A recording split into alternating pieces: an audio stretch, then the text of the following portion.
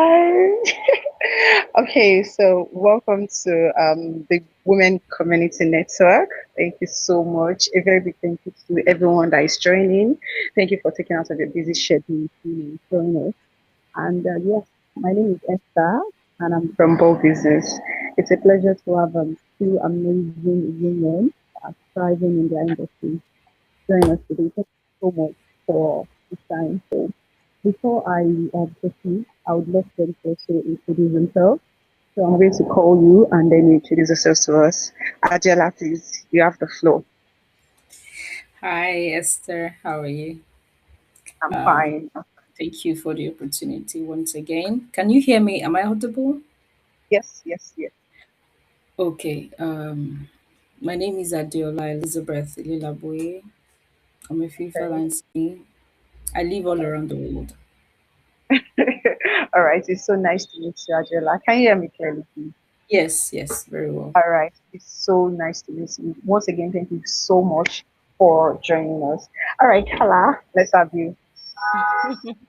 Hi, everybody. My name is Carla. I'm from Bermuda, but I live in Manchester, UK. Um, been an academy mom for 9 years, and I learned so much about football. I decided to become an agent. So I'm now a Oh, FIFA wow. and FA registered agent. Have launched an agency as well. So, and I Wow. manage my son. So football's starting to take over my entire life, although I never thought it would be, that it would. Oh, wow. Okay, thank you so much. I think the number one thing that fascinates me the most is the fact that you went into football for your child. So I really, really love that. All right, so before I start asking the questions, so far so good. I mean, how has been the group for you? How has been the women's network group for you? Has it been useful? Has it been, I just want to know your thoughts about it. So Angela, you can go first, and then Kala. Yeah. Sometimes I miss the messages and everything, but I really do try to go back to those messages to Okay, see, and it's a good thing we can have women come together in the game of football and sports in general, to say things, to, have this networking, this exactly. communication and everything. So I think it's good. Both business is doing something totally different. I know they are different. So Thank yeah, you. yeah. Sure. All right, Kala.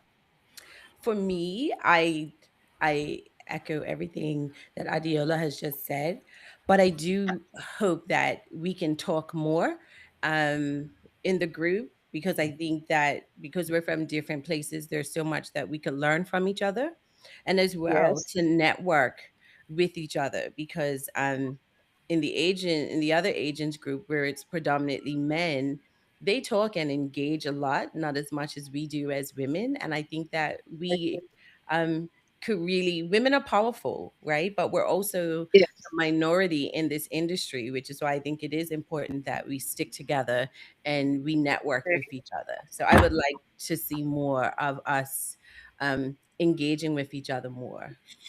All right. Thank you for that. I'm noting it down. All right. So without wasting our time, let's go into the questions. I have a couple of questions for you. Okay, so I'm going to start with you, Carla. The first question is, can you tell us about your journey into the sports industry and what exactly inspired you to, pursue this path? What was your inspiration? What motivated you? So you have the floor. So my journey in football started. I have a 25-year-old daughter, and she was playing football. She was about 10, 11, and then my son is 20. And so as a football mom, I just thought it was important to just always be there, right? Had no interest in football, didn't know offsides. It was just I show up, they play, I go home. Wow. And then the younger son came, and then I had just the two boys in football. But for me, football was also about community, because I was a single mother. And again, you see men all the time. So these were men that poured into my sons. And then I got involved in football initially on the executive level.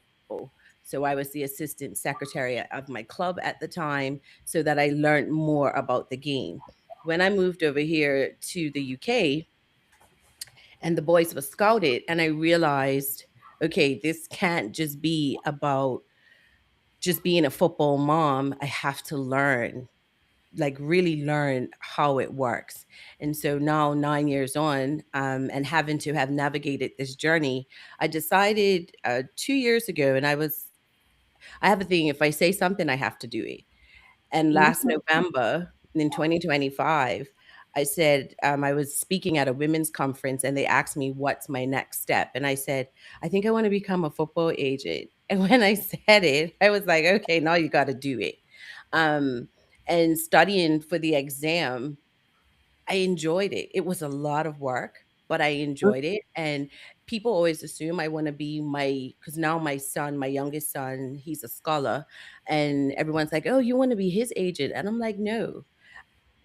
Dealing with his agent, I'm his manager, but it made me realize that football can be really, it was a really beautiful experience from both sides of it. And so, Mhm. what my son's agent do for him, I feel that I can do for others. Oh wow, wow, that's so nice. I mean, the fact that you went into it for your son and your children in general is inspiring. Thank you for that. I would also love Angela to answer that question. I mean, can you tell us your journey so far into the sports industry and what exactly inspired you? Why this niche? Why this area? Okay, Yeah, that's it. football for me is something totally different. I don't want to say I was born into it, but yeah, growing up, my siblings played football, and my dad is a football lover. So I always tell people I eat, drink, sleep football because that's the only thing that we know. And when it comes to grassroots football, okay, so the journey is I saw how my brother struggled. There was no opportunity coming, even at a time where we live. There's a place called Ikeja in Lagos. It's that place. They were like top, there were two of them and they were known like yo, and even from the universities, and a lot of opportunities came that were not, you know, it. And in fact, I don't want to say a lot of opportunities that are not able to materialize, to live, at least to even travel. It's not an opportunity. And not just them, a lot of their mates struggled. So, from there I started having this, oh, okay, one day, I'm gonna have this. It started with I'm gonna have my football team, then I started managing players manager, doing stuffs for them. A lot of players will come to my brothers and say, oh, they got this visa, they need money to for flight tickets and everything. And my brother will speak to me, please, can you do that? Okay, so I think I didn't say something about myself. I'm an estate surveyor, I'm a real estate consultant. So yeah. So Oh wow. yeah. So my brothers come, please, can the company do this? And just okay, okay, let's do this and all of that. Then I told myself I was going to become a licensed agent, and thank God, ball Mm-hmm. business were instrumental to this as well, And I just told myself I was going to try the grassroots football to see how many players rather I can move, because I have so many friends that doesn't want to work with grassroots footballers because this, especially from Nigeria. Yes, because if we look at the visa processing alone, it's going to be Yeah. a big turn-off for you. And it has affected me so many negative ways, but then I'm not going to stop because Wow. it's something I told myself. I said, grassroots football, I'm going to make sure I get my next talent, the next top player from this grassroots football. Because if we don't look into the grassroots football, Mm-hmm. we're never going to get it right. Yes. We just keep having talent in Nigeria and nothing. They're not able to move to. Europe or any other better countries, we know we need to also improve our football in Nigeria. But before then, some people have to pave the way. So that's basically one or two things that made me the passion, Oh, the passion for football. I love football a lot. So it's just wow. yeah. Wow, thank you so much. First of all, congratulations on your getting license. I mean, it's a huge feat, to be very honest. I mean, it's something big. And yeah, I really, really love your why. Let me put it like that. I mean, the main reason why I went into it is so inspiring. The fact that you sat down and you decided, okay, I want to do this for the grassroots. It's something very, very huge. And I really, really do commend you for that. All right. So my next question goes to Kala. Yeah. So Kala, can you hear me clearly? All right. So the question is, was there a defining moment in your career when you knew that you actually belonged in the sports industry? Like, when in your career did you think that, okay, this is when actually, like, okay, this is where I am to be? Do you understand the question? Yeah. That's a good question because sometimes you don't know until it just hits you, right? So I'm a chartered public relations practitioner by profession, and I love people at their core, and I love what Adiola said because um, there are so many uncut gems and people look right over them. But I'm a nurturer at heart and I've nurtured my children. And so when I started to talk about it, and people were like, oh, you'd be great at that because that's who you are. And I've had two young men reach out to me already, and even men reach out wanting to partner with me, and I'm like, you're onto something. It's just no, it's flipped. Because before I was a woman navigating the industry from the parent side, right? So I am a very strong woman in the sense of me being a female. That doesn't mean anything to me. I don't feel inferior to men. So I'm going to advocate. For me, I'm huge specifically about mental wellness in football because as you know, someone that's on a high today could be nothing tomorrow and they're just thrown to the pasture. And so for me, it's that what drives me is wanting to let someone know that I'm there unconditionally, and that's what I think is my magic power, is caring, because a lot of people don't care. I mean, you guys in Nigeria, I'm in the UK. I think the sentiment, regardless when it comes to football, for some is the same, right? If I can't make money off you, I don't want anything to do with you. So just having people reach out to me in this short time since passing the exam, um, and people stating how much they believe that I can be successful on this side of the industry, um, I know I'm onto something. Wow, I love that. There was a statement you said. Basically, you lean into what you're already doing, and then you try to pay. So that's I think one of the tricks that I feel like a lot of people need to actually emulate. The fact that you really do have to throw away what you're doing before you can actually bring it on board, and then you find a balance for it. Thank you so much. All right, Adela, I have a question for you as well.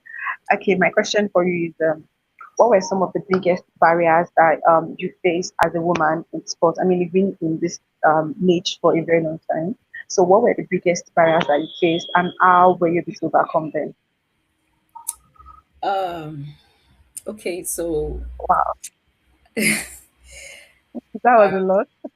no, no, no, no, no. It's okay. I'm smiling because I can't say barriers basically because I'm a girl boy. Let me use that word because I grew up amongst a lot of boys. So my level of confidence is top notch. Yes, it's a lot. So I wouldn't say barriers, but yes, no matter how much I think I'm strong or I have this confidence, I'm still a woman, and there's always this thing that is different. When it comes to, they say football is a men's world, but a Yes. lot of women now are going into it, and me being a young lady, I've heard someone ask me, "Are you married?" I said no. He said, "Oh, okay." Like, so, and The I was like, expression. okay, okay. So I said, okay. And someone asked me if I was married, just to know if I'll be focused. Yeah, yeah, Wow. yes. He said, oh, so I said no. He said, oh, okay. So, you're not married. Okay, that's fair enough. At least you wouldn't have anything to distract you.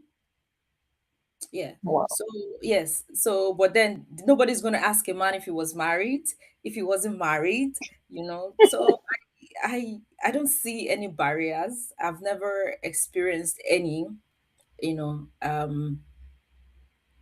much, But yeah, some things Yeah. come up and I'm able to say, okay, I am this person, that I'm a very optimistic person. Mhm. Things can be going wrong right now, and I'll still tell myself it's gonna work out. Sometimes it does, sometimes it doesn't. Okay. But I am not that person that sees bad in anything. So when the barrier comes, I don't see them as barriers. I see them as an avenue for me to really show who I am, and um, what I am made of. So I don't see any barriers really. But yeah, of course, we cannot override the fact that I'm a woman, and a lot of women are going through a lot of things when it Mhm. comes to going into stuffs that are meant for men. But yeah, that's it. Carla, do you have anything to say before? I giggled because on the opposite side, because I'm married to a Nigerian, right? And Oh when wow. I was studying, a gentleman said to me, "Did you ask your husband permission to take the exam?" And I was like, Wow. a Nigerian gentleman asked me this. It's like, "Did you ask for permission?" And I was like, so I had to mute myself because what I wanted to say out loud, just would have been impolite. But I was just like, he's fine with it, right? Like in 2026, I have to ask permission, but that's the thing, right? Even I've had gentlemen who say, "Oh, so you're only going to represent women, or are you only going to represent this demographic?" And I'm like, why would I limit myself to that? An agent's an agent. But for women, it's so what I found so far is like it just seems like they want to put us in a box. Although we're this 5%, right, which is such an accomplishment, but yet they still try to minimize it. Or I'll have a man say to me, "Oh, congratulations on your little agent thing." It's like, do you know how much studying went into this? And I think Exactly. subconsciously they try to minimize us, right? Not every man, but they do it because it's a man's world in this aspect. So when Adiola said that, that's why I was giggling because it's just funny to me. Wow. Yeah, I understand. Can you hear me clearly, please? We are with you. We can hear you. Okay. Yes. Thank you so much for the input. I mean, you actually nailed it in the sense that once there's a career that is kind of like stereotypes to a man, there's this opinion that people do have whenever they see a woman serving a youth. But then there's something I gained from what Giola said. She said that she's always optimistic, and I think that is what a lot of ladies in sports should emulate, because I mean we can't assure you that you will not face it. You definitely face these gender issues, and people asking you as a woman, what are you doing in sport? But then you have to be optimistic. That is why it still goes back to your passion. You need to know have your why. You need to know why you actually into it. Because like I said, a lot of people are still going to ask you. So one, you have to know your why. Why are you in sport? And then the second is you have to be very, very optimistic. So thank you so much. I don't know if Carla is still here with us. Yeah, Can she you? is. I Okay, hear. okay, okay. Thank you. All right. So my next question is for Jola. I'm trying to shuffle it.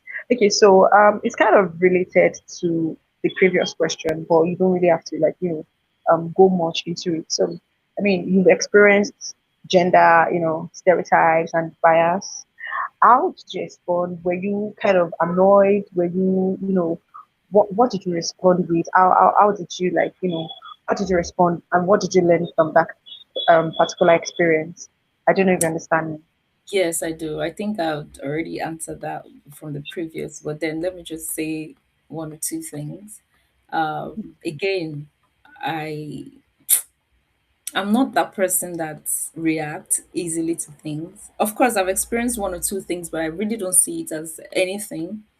But yeah, Mm. I don't have to prove anything to anyone. When I open my mouth, you know that this is not someone you just, Mm. this is not a pushover, So I enter a room and it's different. I'm not the regular woman, let me use that word, that you just see and try to push over. No. So I really, sometimes I really don't even have to say anything. Seeing me talking, you would already know that, okay, I can start it go. I Yeah. love that. I love that. Oh my God. I love that. I mean, be a woman of value. Once you're a woman of value, there's this, there's this aura that just comes whenever you enter a room. And I think that's so, so, so, so amazing. That's amazing. I think you're able to answer the question because, I mean, if you're a woman of value, there's a limit to how you be, treated or, the, let me say the stereotype is going to reduce. So you have to work on yourself as a woman and ensure that you have something to give out. All right, Kala, I don't know if you can still hear me. I hear you fine. All right. So my question for you is what skills or qualities do you think you possess currently that has contributed to your success as a parent, in the sports industry? What skill are you leveraging on currently that you feel like has been of great help to you navigating the sports industry? So one thing, I'm unafraid. So I'm actually crushing on Adiola because like you remind me of me when I was, younger. And I'm fearless, right? There's nothing, if you tell me that I can't do it, I'm gonna do it. Right. And having being a single mom has added to my strength. It's not a badge of honor, but it's the reality that I had to deal with. So I had to take decisions and I had to be like, I'm the point person of the four of us, in my family. When I say the four of us, me and my three children, so I have to take decisions, right? And even in my one of my son's football journeys, he had 10 offers on the table. And everyone would have just taken the average person would have taken the top offer. But I said no because I'm a holistic thinker. So I'm a broad thinker. I measure twice and cut once, but I'm also a master communicator, so I can speak well and I'm not afraid to advocate. But also, I'm empathetic. And I think it's so important. I'm a great listener. And I really connect with people, so I'm all about, for me, I'm also about vibes. I'm just not going to jump into something because it initially looks right. It has to feel right for me. And I think that when you're negotiating contracts and things like that, you have to look at things in all angles. So I'm a divergent thinker and I'm really quick because life can happen, and if you let life happen to you, you drown, right? So sometimes you just got to grab the bull by the horns and steer it a different way. Um, I tell people all the time, I may not be everybody's cup of tea because not everyone likes a strong female. But the one thing that I am not going to do is I'm not going to compromise or dilute myself for anyone. And as having clients, if you're my client, I'm gonna take care of you because I'm a person of my word and I operate in integrity. And so that means through the good times and the hard times. I'm not the one to walk away because a person is no longer playing in the top tier, for example, right? Just using the football context. So they're no use to me. I'm a people person, and so I think that that says a lot because sometimes all people want is for to know that they're in the hands of someone who cares, someone who's. And I'm very passionate, and I struggle sometimes because I can be intimidated, but I'm not a bully. But I'm just not going to just lay down and just take whatever because, for example, I'm the only female.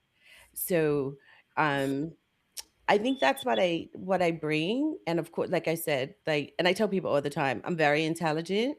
So please don't try to play me because I'm the worst person that you could try to do that to, right?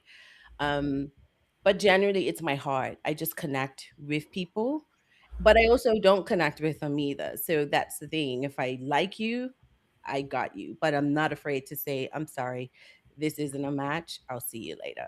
I'm not going to take you on a fake path. Wow, I love that. Angela, I would love to hear your own answer if I talk. Uh, So what skills has been of great help to you in this journey? well, I don't even know how to put this, but I possess a lot of skills. For me, I have this skill that, just like she said, people's person. I'm very emotional, very, very emotional and I empathetic. think we all are. And is worse because I'm a woman, Mm, and usually in business, no emotions. But I have that part of me that I still see it as a skill because is able to help me in some ways that even I don't really understand. I'm able to nurture people. So usually I have a lot of people around me, a lot of people around me that even I'll start asking myself, what do I have? Why are you here? Why are you with me? Why do you want me to handle this for you? I've had people in top places call me and say, okay, I want you to do this for me. I want you to be the one to be at the forefront of a conversation, of a meeting and everything. So I'm emotional. I'm straight. I'm very, very straight when I want to be. And I'm very good communicator. And I'm very protective. hmm, Um, Most importantly, I have this kind way of, you know, having people around me. I have a kind way of communicating. You know that communication goes a long way, yes, and yes. how you communicate with people is very, very important. Even I want to believe that even in marriages, for my parents for instance, there's a way they communicate with each other that even we the children are not able to decipher, we're not able to understand. Because tell me why someone will be having an issue with another person, and the other person, you're eating a food, you guys are sleeping on the same bed. I don't understand. You see, so they have a special way, a kind way of communicating their pain to each other, kind way of relating to people. So I think I possess that quality. I know how to communicate. And not just communication, I know how to communicate in a kind way.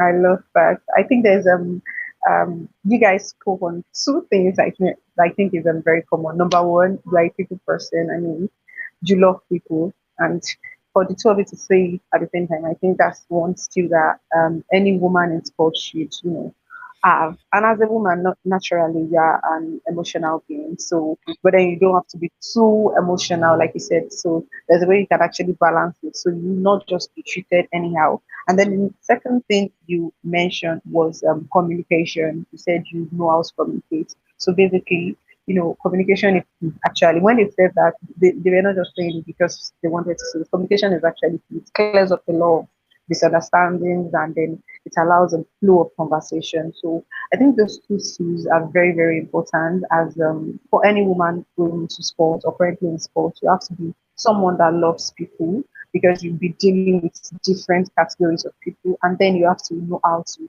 effectively communicate and ensure that they are able to comprehend what you're saying. So thank you so much for that. My next question goes to you, Jella. So Okay, now let's assume that I bring a lady now who just she wants to go into sports, right? And she's like, okay, I love football, I love this. I mean, my brother this and that. What advice are you going to give her as a woman in sports? What kind of advice are you going to give someone that is just starting a career in the sports industry and at a point feel intimidated? So what would you tell her right now? Let's assume she's on the call with us. What are you going to tell her? Okay, thank you, Esther. Before you mentioned the word feel intimidated, I didn't know you were going to mention that because there was no need. If you want to come into sports, you have to come in your full capacity. If you're a woman, you have to come in your full glory because I'm not one of those people that will tell you it's not going to be easy. Girl, it is easy when you come in your full glory and your full capacity for something you love. You won't just come into sports because you see a lot of women going into it. You have to come into sports because you love sports and that is what you want to do. So you have to come in your full capacity and tell yourself, okay, this is what I love to do. When you're doing something you love, you're always happy no matter what the outcome is, you're always happy. So if you're coming to sports because you love it, not because you feel the need, okay, because I've heard of so many people going into tech because that is what is in vogue. People are, that's where you can make the money and everything. So while you still have something you really love, when you start going into tech and everything, there's going to be a void that needs to be filled because you don't love that thing. You're just there because of the money. So not until you're able to fill that void, you're not going to be what's the word now? Fulfilled. So as a woman coming into sports, I'll say go girl, get it done, come in your full capacity, do the work, get the money, and the sky's your limit. In fact, the sky is not even the limit. You can go as far as anywhere. Wow, I love the last line. The Yeah. sky is the starting point. Yeah, Carla, do you have anything you'd like to add as well before I move on? Listen, I just feel like she's my kindred sister. Because I just concur. I totally agree with what she's Yeah. just said. Yeah, thank you. So thank you so much. I love your opening speech. She said she has to come in at full capacity. I mean, that already like speaks a lot. That means you're not just going in as a because you want to follow the crowd. And I love the comparison you did with the tech thing because a lot of people are actually going into tech not because they want to, but because they feel like a lot of people are going into it. Let me just go into it, and then they feel burnt out and they start regretting. So as a woman, according to what Adela said, you have to come in your full capacity because the sky is not your limit. Thank you so much. All right, Kala, I have one more question for you. Okay, so I basically from the way you've been speaking so far, I can you are relating the two of you actually. So I would love the two of you to actually answer it. But Kala is going first. So you've been speaking with so much confidence, right? So I want to ask, how do you maintain confidence in spaces where women are still kind of they are not really represented? How do you maintain your confidence when you look around and you say that okay, since I am the only woman in the room, how do you maintain it? So it's funny because I've asked myself that question. I'm like, do I do I tell people I'm an agent? Do I not? Do I just stay small? Like, in certain settings. But I was talking to an aunt just last night and she said, girl, be who you are. Great. And the rest will just fall into place. So I don't I like yesterday I was in a meeting, there were five of us and four were gentlemen, and I was just giggling saying, girl, look at you. Like here is just men. But I didn't feel, and I don't think in my adult life I've ever felt lesser than a man. So I think a lot of it is just innate of who you are as a person. Um, if you're not like I'm very rarely intimidated by anyone, male or female. So you're laughing, but it's just who I am, right? I just do me and being authentic, because not just showing up, but just being authentic in who you are. Um, who is supposed to be in your space will be in your space. And I just live in that, right? And I have this saying as well, like I'm not everyone's cup of tea, but that's none of my business. Who is supposed to be there will be there, and who is supposed, now the one thing no one is going to do is disrespect me. So if someone was attempt to do that, it just depends on how I would handle it without, because we as women are always looked at as emotional. And when we stand up sometimes, that's misconstrued for emotional when really we're just standing up for ourselves. And so it gets, oh, she's just being a woman. No, Mhm. I'm being a person who I'm advocating for what I need to advocate for. So I just think, if you know who you are to your core, no one can move you from that. So I just, if someone wants to look at me as lesser than because I'm a female, I'm just like, whatever, that's your business. It's not gonna affect who I am. So Okay, thank you. Adela. So, I mean, you radiate this About confidence. I think we've spoken about this before. Um, I'm not usually intimidated by men. I grew up amongst them. It's more like um, they are my guys. So if you think that oh, she's a lady, why is she here? Just like Carla said, that's your business. I Mm, really don't give any attention to anything that doesn't benefit me. So I'm used to being in the room with men. Okay, let me use the word like that. Um, I'm used to working with a lot of men. Basically, my friends.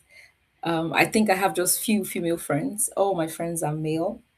Being that I'm in this kind of profession, even being in real estate is the same. I come across a lot of people in top places, so I'm never intimidated. My confidence is on 100 every time.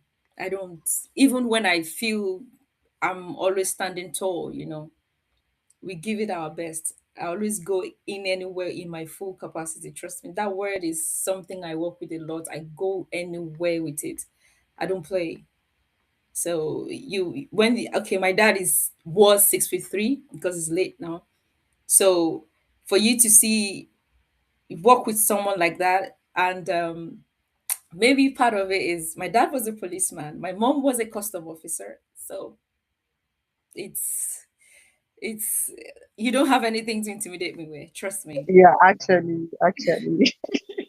But then I think you both mentioned something like, you being authentic. You have to, like, lean into your authenticity. So yes, that's something I feel like also helps confidence when you know that, okay, this is what I bring to the table. Even if you are the only woman in the midst of the 8,000 men, you know that, okay, there's something I bring, there's a value that's attached to me, and then I can't just trade this for anything. Thank you for that. Okay, to anyone that has a question from the team before I move on, please, if you have any question, if you're watching us, or you have any question, please do type it in the comment section. Okay, so we are getting closer to the end of our question. I have one more question for you, Kalapi. I want to ask, how important has networking been for you in your journey? I mean, you've been attending various events and the like. So, how has networking been for you as a woman in your professional journey? And then, how can women build meaningful relationships in this journey? I don't even understand my question. mhm. So All for right. me, as having two sons who have been in the academy system in the UK from very young, I never delete numbers, right? So any coach, any scout, um, who has called, even agents, when we were looking at selecting one, I save numbers. Now, I don't answer every number that calls me, but I save them because you never know when you're going to need to reach out to someone. So that would be a tip I'd say to you. My phone has like 4,000 contacts in it, and I don't even talk to them, but I know if I need to reach someone at a certain place, I can look. If not, I know someone who does. So save your numbers. Um, but also, again, I maintain friendship. So every coach that my sons have had, I've maintained a relationship in some way, in the sense of, even if it's just, hi, how are you? We do check in. So that way, like, I reached out to one of my son's coaches the other day and I said, hey, I'm an agent now. Do you know any female players? And he was like, I'm actually coaching a bunch of girls who are looking for agents. And so I do believe that there is, even today, I'm seeing Adiola for the first time, that's a potential relationship, right? And I'm huge on meeting, connecting. I met a lady in the women's chat, and we went to a football game in Wales 2 weeks ago, and we met in the WhatsApp chat. She lives in Liverpool. I live in Manchester. We met and we watched a game together, and we always giggle because we're like, thanks to the WhatsApp chat, this is where we are today. That's another example of networking. So I think it's important to do that. What was the second half of the question? I'm sorry, because you asked about networking. Yes, I know. I said, how can women build their, how can they build relationships from this kind of So, networking? so again, the WhatsApp chat groups. I'm even like my brain's already ticking. So, Adiola and Legos. When I'm in Nigeria, I pronounce it strange. Forgive me, my accent, Port Harcourt. I'm in Manchester. I may say to her, listen, I have a player who, do you have any players who fit this profile? Right. I think sometimes, though, women tend to be afraid of each other, and we tend to be, it's just I think it happens throughout life. Women can be catty, but women can be their greatest allies, especially in this industry. So, and I also think that there's enough success to go around for everybody to thrive. So, to me, I don't see another woman as competition. I look at another woman in this industry and how can we potentially build a relationship and work together for both of us to win. So but again, that came through years of, working on self and being self actualized. I'm happy in who I am and the skin I'm in. And so another woman doesn't intimidate me. But if we can work together to where we both win, I'm all for it. So I think women shouldn't be afraid to get to know each other. Even it's a difference culturally, right? Like the Western world and other parts of the world. But if we're open to learning from each other, s- sky is beyond the limit. I just stole it from you. Yeah. All right, Angela, you have the Well, able to I get. everything she has said, and the fact that she mentioned that we ladies, women, let me use the word women, we're maybe afraid of each other. So I won't use the word afraid. I feel I'm gonna use the word what's the word now? Trying to measure. Oh, she, Suspicious. yeah, she, oh no, this and that. But yeah, women can be each other's greatest ally because when women come together, it's stronger, it's bigger. But I think we've not been able to understand that part because even in different organizations, when you see women at the top of the level, they are always, trying to bring each other down one way or the other. It's something that I've experienced a lot of times. So it's something that women we really need to work with, especially in this industry. Just like Carla said, when we come together, I think we'll form a formidable force.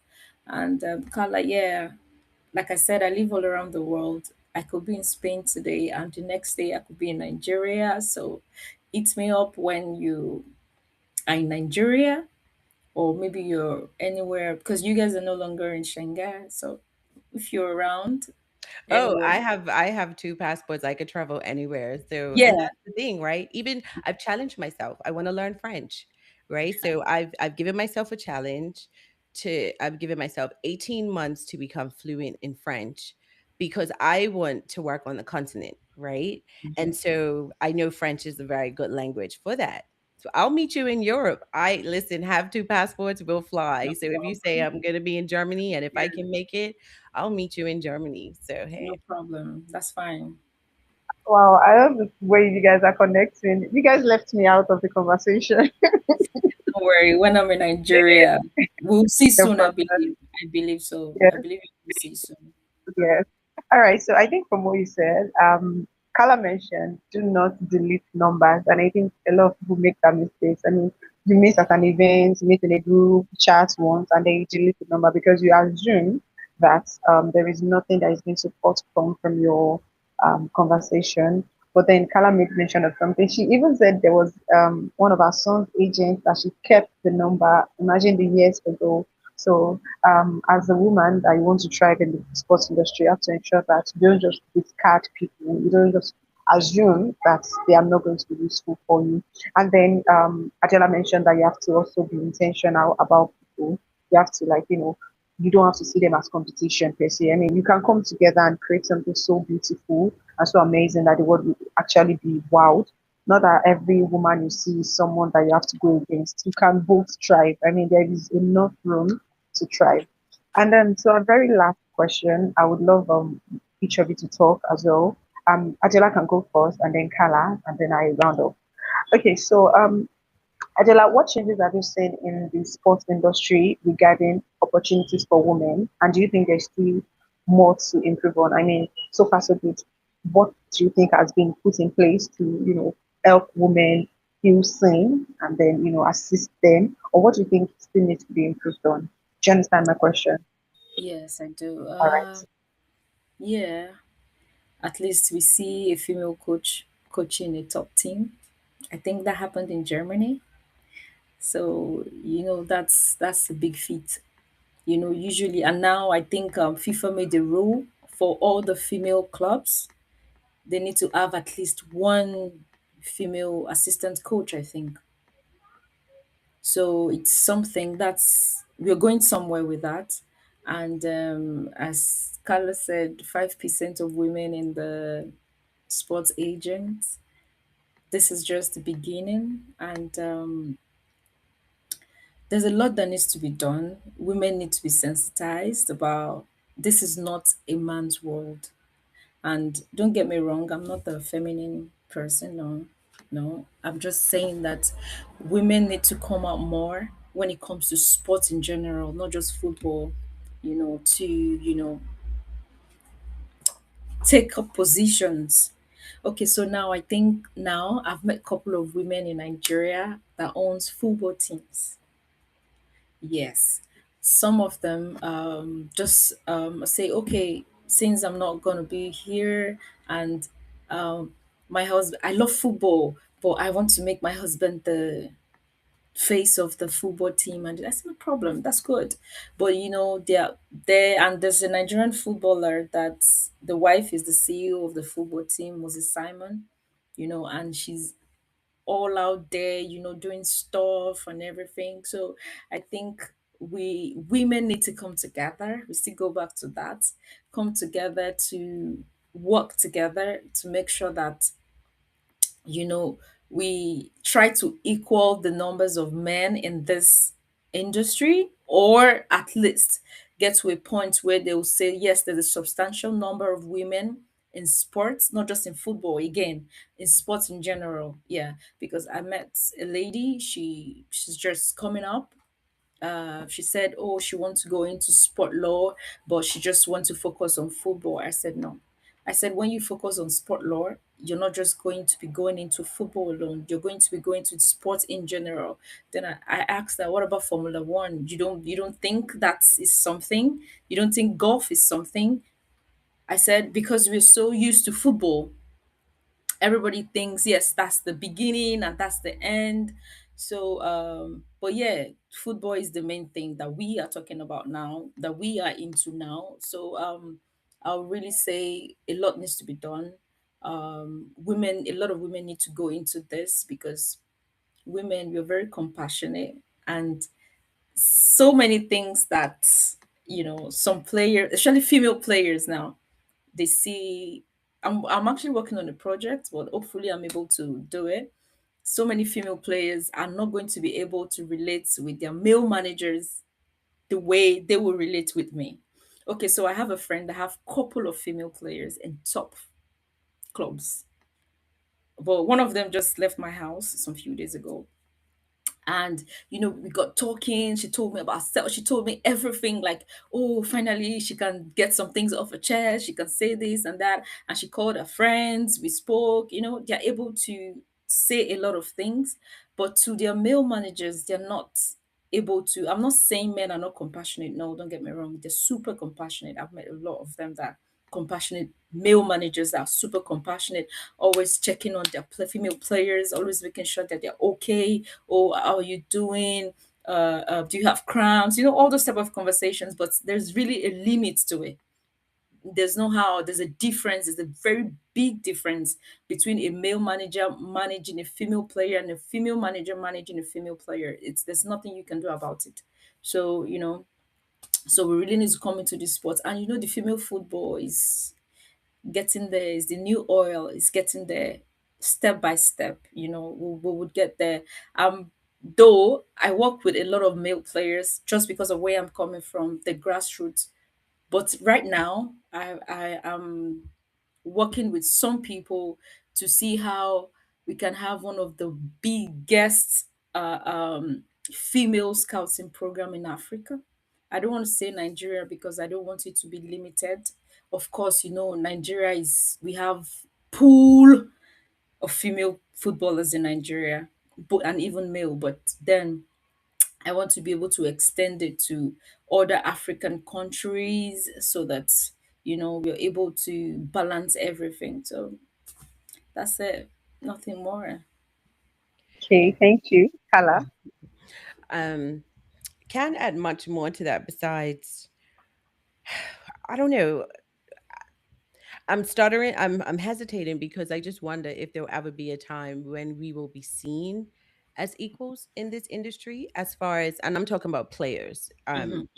I was a former national player, but not for football, for another sport. And women have always been, when it comes to sports, second class citizens, right? So the men's national football team gets the royal treatment and the women's national football team doesn't get the same, but the women do better performance wise, right? So for me, it's at what point will women in sport be looked at as equal?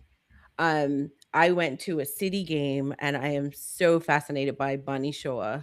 She is just amazing. And I was looking around and the stadium wasn't even full and it wasn't a huge stadium. And I'm like, but these women are just so good. And even like I had to like shout out one of my sons because he was like, oh, it's just women's football, mama. And I'm like, no, it's not, it's just. But also, and this is another reason why, for me, as having to have navigated this industry as a mom with boys, you nailed it, Adiola, because I feel like sometimes, because in the UK, and I'm sure anywhere, there are moms that either don't understand the game, are intimidated by men, may not trust men, and I'm not being anti-male, but seeing a woman in the space, I think makes a difference. And so I personally want to capitalize on that as well. I have a daughter. My relationship with my daughter is different than the relationship with my sons. So if I have a female player, I would probably nurture her more because I know that women need a different type of nurture than males do. And I think sometimes, even with moms not knowing how to navigate the system, I had to learn because it was just me. And I was not going to let anyone pull the wool over my eyes. But you have some moms who they simply just don't know, right? And they don't want to feel taken advantage of, or they may not realize that they may be. And that could be in signing a contract, for example. I don't mean it in a sinister way. So I think that we as women and women in this industry, we can do a lot. But again, I still say we can do a lot together. And that could mean, like, I'm a connector by nature. So I'm not saying we have to be partners, but I could perhaps guide someone to another resource, right? This is why it's so important for us to be okay with working with other women. And please, before we go ahead, I think what Carla said, you're trying to talk about a particular country, a particular national team. No, I'm There's actually no, I'm don't not worry. That's because I'm just from what Bermuda. No, no, no. Don't worry, don't worry, don't Okay. worry, don't worry, don't worry. I'm sure Esther understands. There's a particular national team that the men are not really doing good, and the female have gotten these titles 10 times.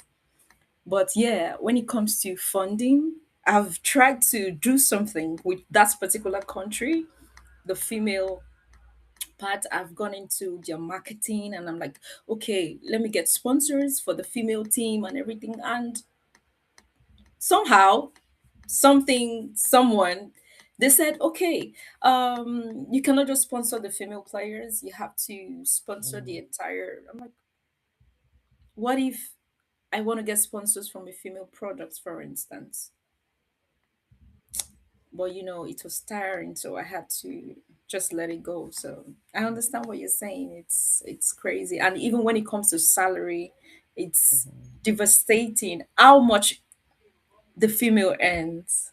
And they run the entire field together. Like I said, I'm not the feminine type of, You're not a feminist, right? nah, I'm not. But yeah, we need to, just like Shikala said, we don't know when it's going to be, but yeah, like I said, I'm very optimistic. I told you, female football is becoming the new oil, and I think is gradually getting the recognition it deserves, and I think we're getting there. I think so. I think Yeah. so. Wow. Wow, thank you. That was a very intense one. I mean, I was also wondering because I was trying to see from the angle Ajala is going to come from. I mean, in terms of the changes, but I'm also glad that we're able to make that a point because now women are fully going into sport and they are also, they're now like, oh no, I mean, I can try the as well. If a man can do this, and I'm going to do it better. Okay, so thank you so much for that. That was really, really a great one. Kala, I think someone there was a question on the chat for you. Yeah, someone asked that where would you like to operate? I mean, where are you currently operating? I don't know if you understand that question. Yeah, so I am based in Manchester, but I am from an island called Bermuda. So and with this virtual world, there's nowhere you cannot be, right?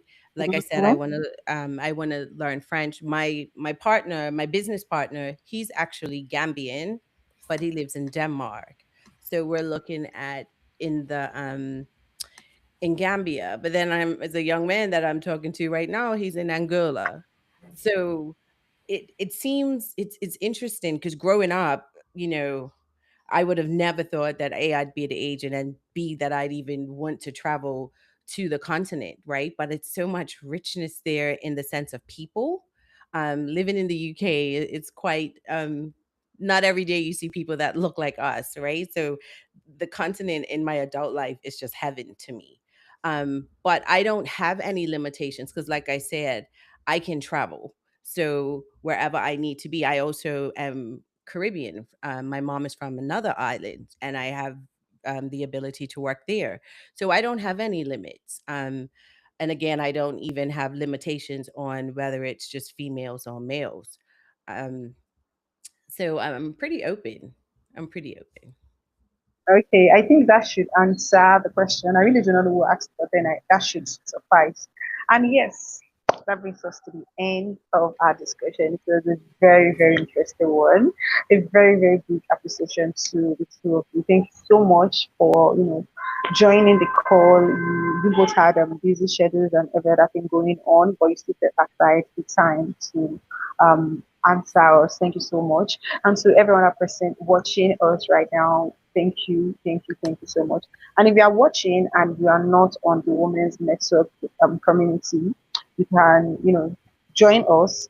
And according to what Carla said, we are going to work more on the engagement so that we can have more faith and grow together. Like Adela said, we are all going to thrive together and do great things. So yes, thank you once again, and it was a pleasure having you both on board. Thank Thank you you. so much, Esther. Thank you, Caller. Thank you, Thank you both both as well. ladies. Thank you. Thank Hope you. to see you soon. Hope to Yes, we are able to do this soon again. yes, we will enjoy the rest of the day. You too. Thank you. Bye. Bye.